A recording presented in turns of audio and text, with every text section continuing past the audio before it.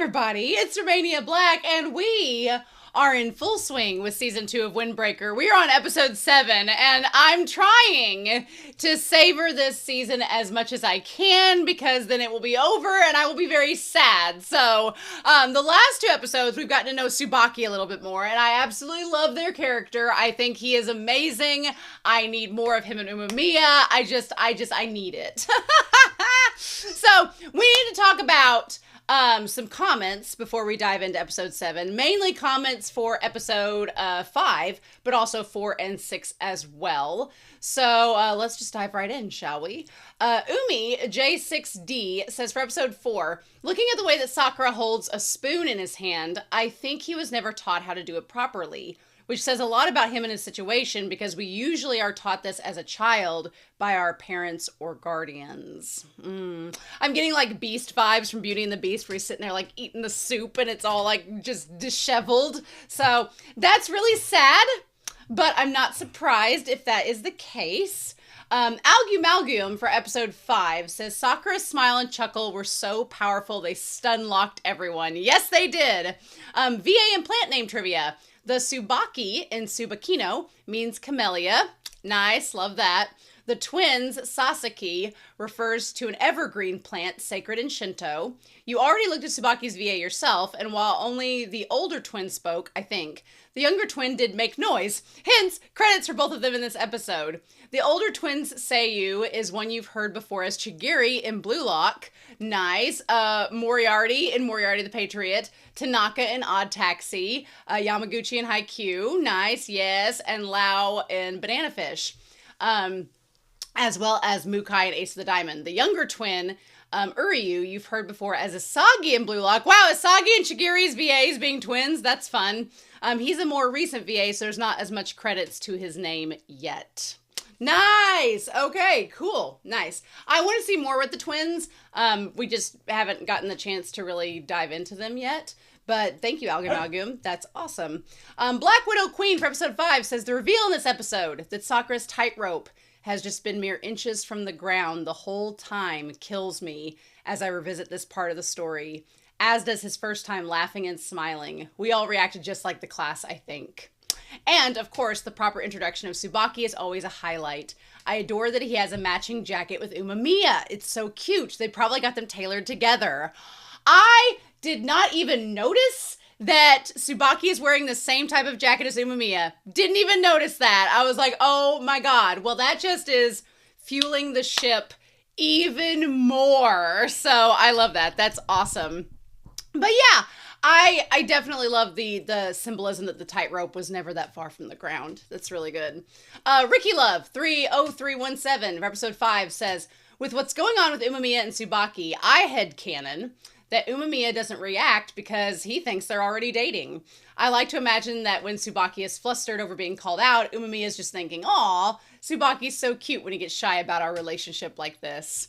Look, in my mind, Umemiya is as pansexual as it comes, and he's just like, I just want to be loved. And so Tsubaki sharing that love, Umemiya is like, yes, please. So I'm all about it. Speaking of which, the last 2 comments are kind of interconnected. Void, for episode 5, says, Tsubaki, the queen has entered. Tsubaki is one of my favorite characters in Windbreaker, and being someone who doesn't fit the norm myself makes me love them even more.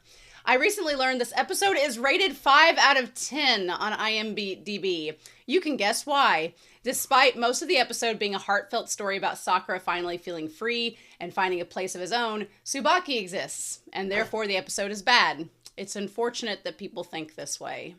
Yeah, Zakiel followed up with that for episode 6 saying, the thing about Tsubaki is a lot of male shonen fans were watching Windbreaker, and we're fine with messages of self-acceptance, but we're upset that the show's message of self-acceptance includes queer identity as well. People, mostly men, were mad both that Tsubaki exists and that their existence was not treated as a joke. People straight up dropped the series over it. Good riddance. Yeah, I rarely say this word in public, but fuck those people.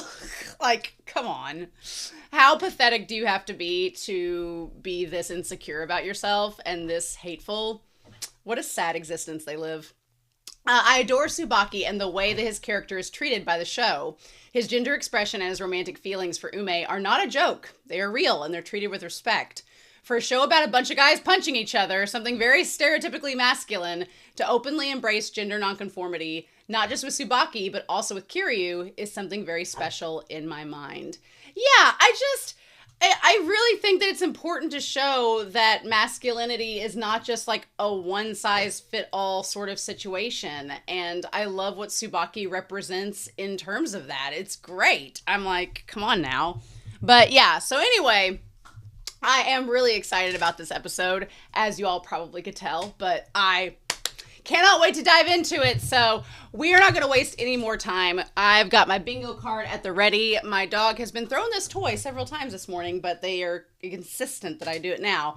But hopefully they'll lay down and let me have my moment with Windbreaker.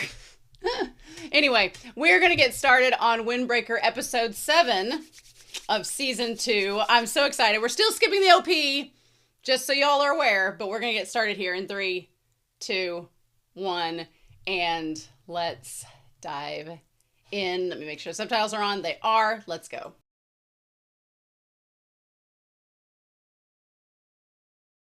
This episode went by so fast, but it was so good. Oh my gosh. Ah! Love it. Next week is the Rule of 8. Y'all have no idea how excited I am, but we need to talk about this episode before we get started. So let's get out our bingo cards and let's go through and see what we got here. Sakura blushing at this point is just, I mean, it's pretty natural at this point that's going to be happening. So we got that. Suo did use, for the second time this season, some elegant fight moves. I'm pretty excited about that. Nirei did have a freak out. Could we be getting a bingo? Could we be getting a bingo? No, because Kato didn't serve any damn food. And we didn't get a handshake or a hug.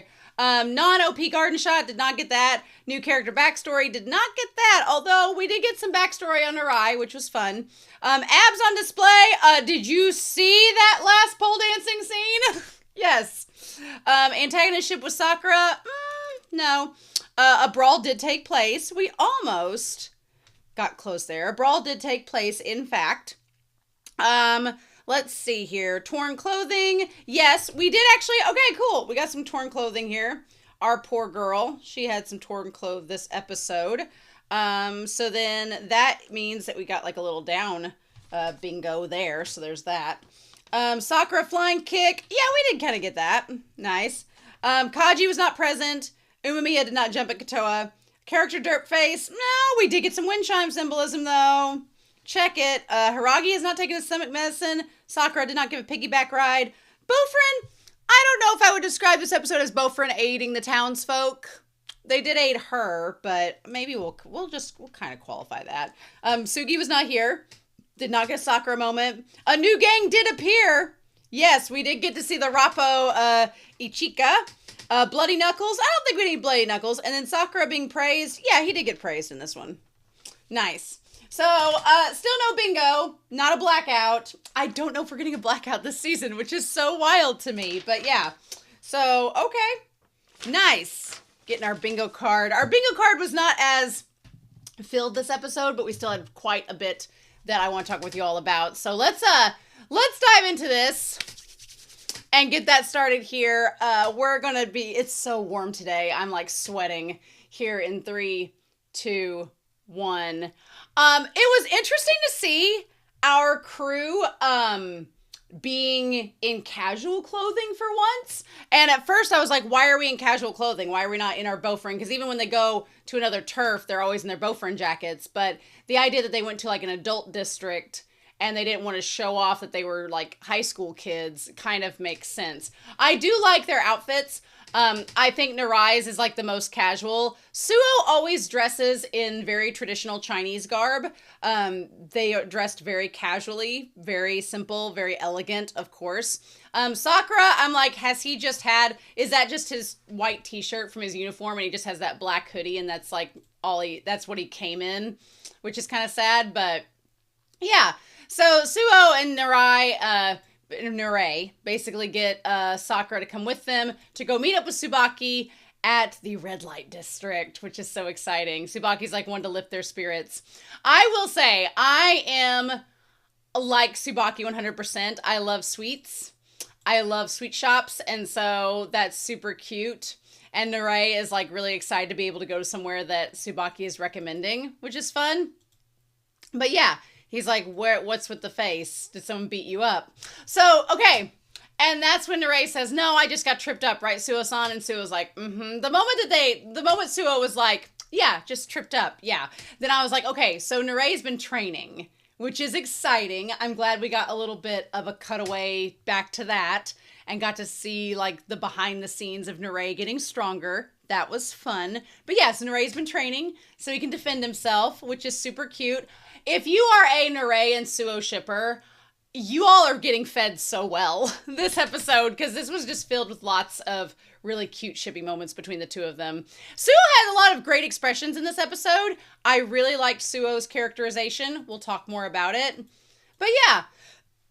Also, I want to see, like, Nirei's, like, he's got his little green belt, which is cute. And he also is wearing, like, his undershirt from his Bofurin outfit as well. Super cute. Suo's fashion is amazing. I love their long coat and their, like, little pants and everything. Adorable. So yeah, they've been walking for a while, and here we are. I like Suo's so excited. Suo's like, oh, we're going to the adult district. We're in the red light district now, which is Keisei Street. Okay. I am not surprised that Tsubaki is hanging out in the red light district.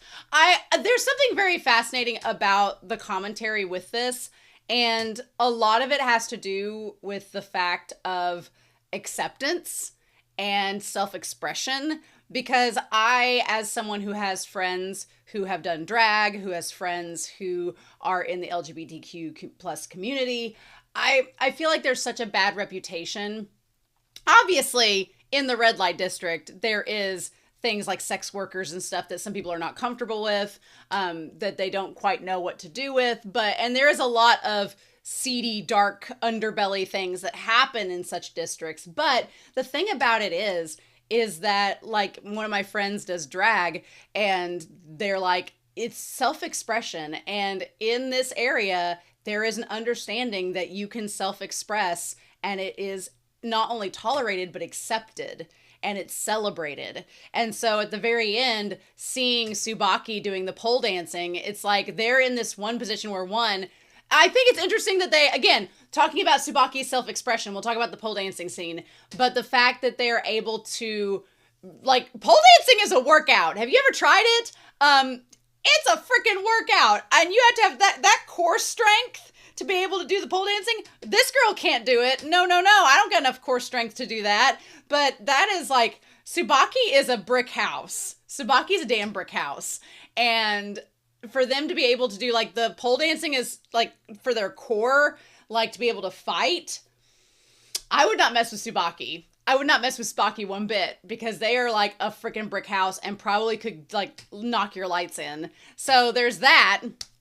But not only that, the idea that Tsubaki is able to express themselves and to exercise and to do this in public and be celebrated for it and be also not judged by their appearance is a huge thing. And this is like the one area where they're accepted for who they are.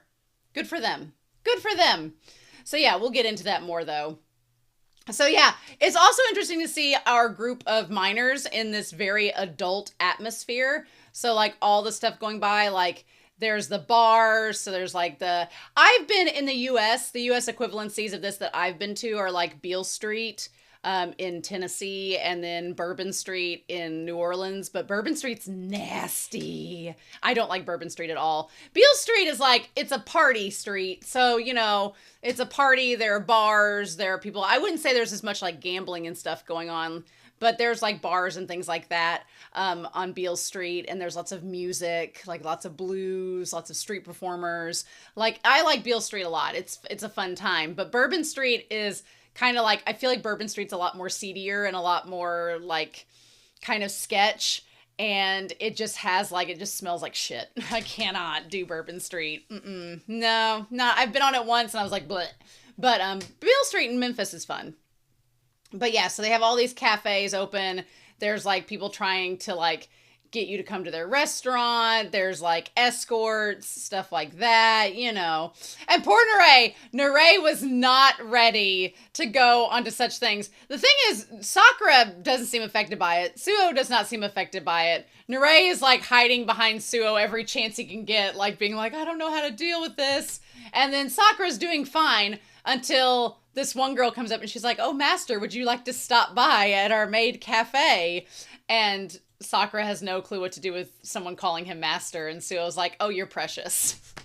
Suo's like, you're precious. Which, again, adding to Suo's mystery, it's like, sir, when have you been around all of this? We need to know more.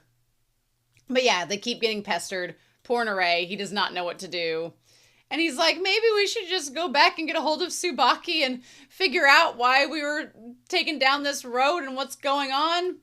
And around that time, this girl, like, just leaps into Sakura. I love that Sakura just keeps having his, like, soul escape through his mouth. It's a fun time. It's great. It's great to see. Also, what in the world is on... I didn't notice this at first, but is something on Nirei's shirt, like a pattern? I thought it was his shirt from Bofurin, but it looks like it has a pattern on it. Bless his heart. And Suo, I just love Suo's jacket. It's his duster and his little gelatos are so cute. But yeah. And so Sakura, you know, being the very stoic knight, she's like, oh, I'm sorry, I was in a panic. Although she's very much older and also possibly with the chairman. So, you know, Sakura's just here to help out. And Suo's like, hey, you are hurt and bleeding, girl.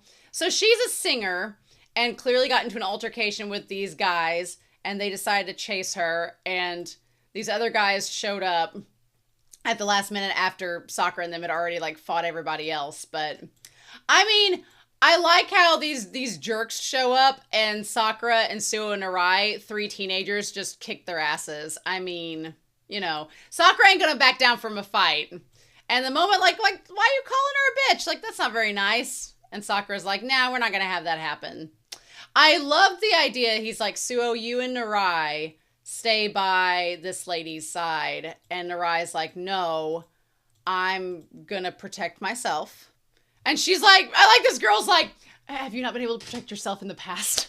So he's like, I'll stay with the girl and you guys fight. Which I really love Suo's expression here because Suo, as we talked about during the Keel match, Suo is not good being like, Suo needs to be able to fight elegantly by himself, which we've talked a little bit about, but he can't, like, if he's trying to watch Nirei at the same time, he can't fight to the full extent, and it kind of limits him, and Nirei knows that, so I like the Suo's like, he's got this, Sakura, let's just have a little faith in him, if we'll have his back, you know, if it's needed, and that's when Sakura, you know, thinks back to what Kotoa told him, back to what Kaji told him, and he's like, fine, he's like, I'm gonna trust you, which is, again, nice little subtle character work for Sakura to trust Nirei that he can take care of himself as they're gonna fight these guys. And Nirei, I love that he's, you know, he's practicing. He's getting like his little defense technique. He's starting to like learn not to close his eyes.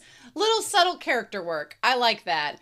Also, damn, I love that we have Suo and Sakura just going at it. Like, Sakura's just ready to throw punches, and Suo's so elegant. He just doesn't even have to try. It's so good. He's just so in control and calm about it all. Love it. Also, this guy, how dare he be stealing Kiryu's wardrobe? How dare he be doing that? Only Kiryu can wear the cool Togepi shirts. But yeah, will he be okay? And so I like the Suo's like, hey, it's going to be all right. I've been practicing with this kid. He's got it. And he's like, let him get as close as I can. I like the Suo's like, you be that roly-poly, Nirei. You be that roly-poly that you wish to be in the world. So cute. Every time when Suo's like, hey, let me walk back with you. Like, that smile right there is a very deceiving smile. That smile is, I'm not being truthful, and thus I'm hiding something. That is Suo's hiding smile. And so he basically knows that something's up with Nirei. And I like that Nirei's like, I've never seen you panic like that before. I love that that's Suo's panic face where he's like, ha ha ha ha, we're not going to do the Natto. Love it. And he's like, what are you talking about? I was not panicking. He says, you must really hate Nado. And he's like, when was I in a panic? Whenever Suo gets in a panic, his mouth like does this. And he kind of looks like, I don't know if you've seen South Park, but in South Park, the Canadian characters have like these big giant flapping mouths. And so it very much, Suo becomes a Canadian South Park character when he's nervous, which is actually hilarious. He's like, well, you kind of seem down right now. I love that they set up all of these wind chimes right at the entrance of Bofurin, right as they're going back. The wind chime symbolism, freaking love it. And he's like, I wanted to be helpful when we were at Sakura's place. He's like, but I just feel like I'm not. He's like, I feel like I'm not being able to be helpful. Sakura doesn't need me, and I want to change that.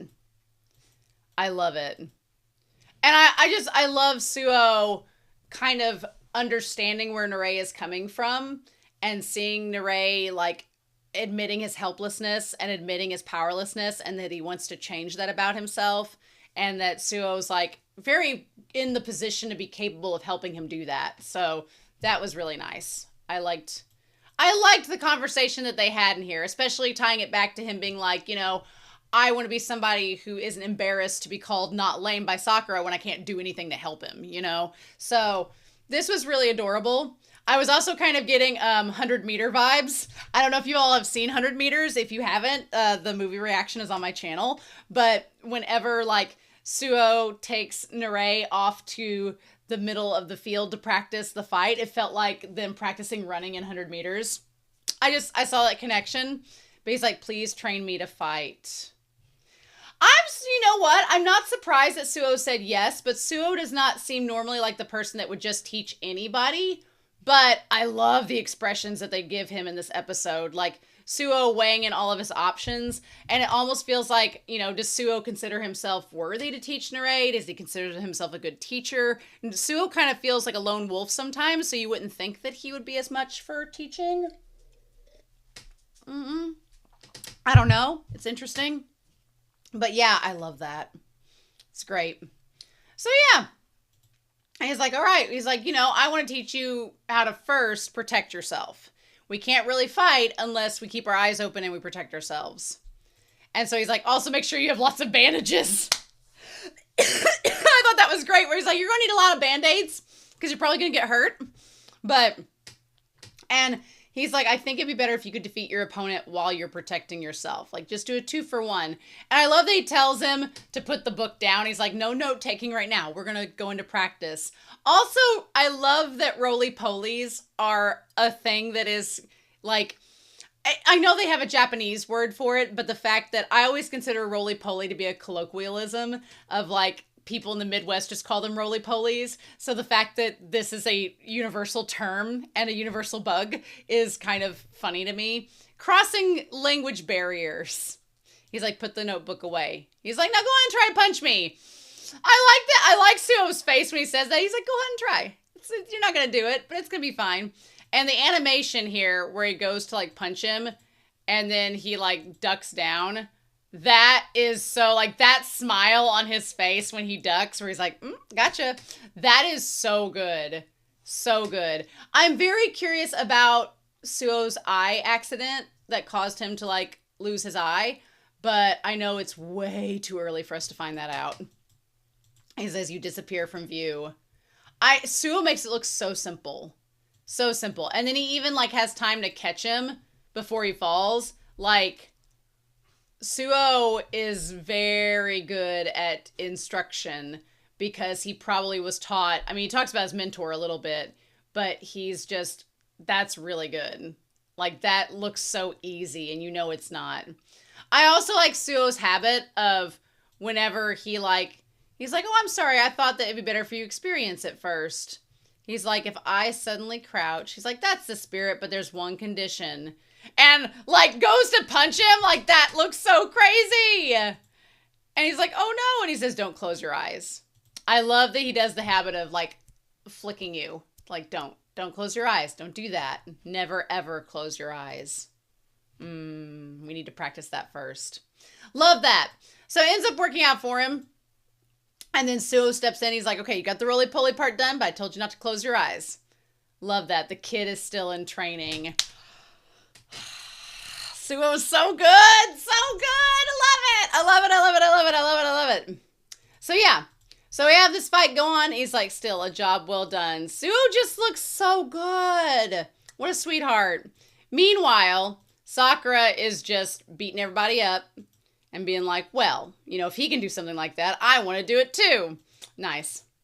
So they basically get done with this guy, beat everybody up, save the girl. And so then they're like, wait, what's going on? And while they're talking, that's when this other guy comes up. And tall, dark, and handsome, he's like immediately, I love his expression here. And you can tell he likes her. Like, I love that automatically the chairman and her have a dynamic. And we're going to look at it here in just a second. But I love how he's like worried about her and thinks that these guys were part of the group that like beat up on her. And he's like, I love that she just smacks him and is like, get it together. You weren't listening to me. And he's like, he's basically like a Yakuza. He's like, well, I'll cut off my finger, slash my gut. And Suo's like, we don't do that anymore. He's like, even I'm old fashioned and know that we don't do that anymore. She's like, what'd she call him? Like, Kanchan, you always jump to conclusions. I love that she's like ad nauseum, just like nagging at him. Like, what are you doing? You were flying out just from hearing the fire truck. And he's like, I'm sorry. The pub staff was apologizing for a mistake. You thought it was a brawl. He's like, my body springs into action without thinking. Because he likes her. And so they're like, who are you exactly? He's like, I'm Kanji Nakamura. Okay, Kanji. And she's Shizuka Narita. I work at the bar where she sings. So yeah, that's like their turf. She's like an angel. She's like, oh, stop it. They're so cute. Like they have the black hair and the silver hair motif going. And he like is the guy in charge of the bar and she's the singer. It's super cute. And of course, Sakura is just immediately like his romance radar goes off instantly. I love it. He's like, oh, you're exaggerating. I love these like, oh, they get along so well. And Suo's like, do they get along well? Do they get along real well? Should we check Sakura's romance radar? I don't think it's just friendship. He's like, this stuff is happening way too much lately. I love the idea of Sakura being this like asexual angel that just detects everything. Anything romantic, Sakura detects it. Love that. So this guy tries to get the slip on him. Sakura's always like trying to pick up the pieces, you know, at the leftover. And then this guy comes up. Love this. I love him. He was giving me like his like pinstripe suit and everything. Love it. And so the bar gang shows up. And basically, I love their entire designs. It's great. So yeah. So our chairman has troubled you. I like that it's like when you have an adult group, the Roppo Ichiza. I like that they all have the same little pins on like their jackets or their ties. Nice. The tie clips and everything. So they're basically like, once you graduate from a high school gang, you go into an adult gang, which is essentially what the Roppo Ichiza are. And of course, Nirei knows who they are. He's like, I'm the chairman. This man looks like he would get along with Umemiya quite well. He looks like he would get along with him quite well. And Nirei is like, oh, and he's like, why are you yelling? He's like, they're a super brawler team. So they solved problems with their fists and had many clashes with Furin before the unification. So essentially, before Umemiya united everybody together, they were fighting with them as like a brawler group. Okay. Which honestly, it feels like now that Umemiya has united everybody, they're okay with them. And he's like, oh, I dropped my guard. And he's like, oh, well, you kids are from Furin. That's why you're so strong. He's like, I feel like, again, this conversation that he has right here where he says you're strong with your fists, but you're also very compassionate. Like, I feel like that goes along with Umemiya's, like, topic of, you know, having the conversation with your fists. So, clearly, Kanji, he notices immediately that Sakura is a good person based on what he's seen from him fight. So, he's like, you guys, you know, he's like, I like you, kid. You're all right. And Sakura's like, quit praising me. I just, bless his heart. He's like, I'm not covering for you. And he's like, oh, you're trying to act tough, huh? Like, poor Sakura. He's like, I'm a young adult, thank you very much. Take me seriously. And she's like, oh, then you must know Tsubaki. Mm-hmm. I love it. And they're like, yeah, we came to meet up with Tsubaki. We both perform on the stage at our pub. Mm-hmm. So, and they're like, perform? I love it. So, we get to the Ogi, the show pub Ogi. And then, hell yes. When they said perform, I was like, performing, do you mean that Tsubaki is singing? Because I could see Tsubaki having a good singing voice, but no, it's more badass than that. The pole dancing, hell yes. There's so much I love about this. I love so much about this. One, it's all shiny, glittery. The stage is Tsubaki's, perfect for them.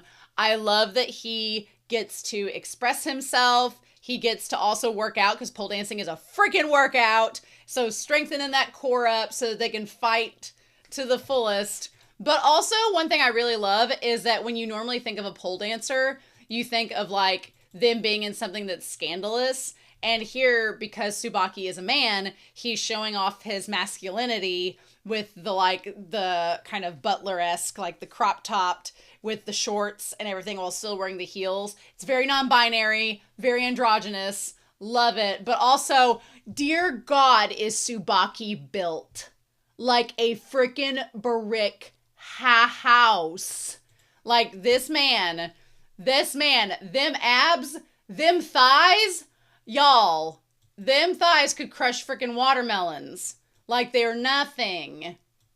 Like that is so crazy. Yeah, that built like stacked. Insane. That whole move and everything. I love that they took the time animating to get all of it perfectly where you can see like everything. But damn, them thighs, y'all. I love Tsubaki's just so excited. That is crazy. That is crazy. I also love that it's like all the patrons are both men and women that are like, yes, please. Love it. I mean, you know what? Tsubaki working in the red light district doing that, I'm sure they make great money. I'm sure they make really good money. And being able to express themselves, good for them. Good for them. Love that for them. They're like, oh, Tsubaki-chan. Yeah. And I love how normalized it is and how like Suo and Nirei is so excited and Sakura's like, what the hell is this? Sakura's the one that needs the most to get on board. Sakura's like, what's going on? I want Tsubaki to be like, come on, try it out. You'll see it's really fun. Mm-hmm. Oh, that's so cute. And you can see like the sweat coming off of him there. Nice. Nice. Love it. Absolutely love it. I cannot wait for the next episode. The rule of 8 is not going to steer us wrong. Y'all know that. Oh my God. Oh, I love it. I love it. I love it. I love it. I love it. So anyway, real quick with the ED, just little things to note about the ED. Seeing Umamiya and seeing Tsubaki like standing next to each other with their matching jackets. Love that for them. Love that for them. And then I feel like this is Tsubaki like looking over at Nirei or no, I don't think, maybe that is Sakura. Their eye looks blue there like Tsubaki's, but maybe it's supposed to be Sakura.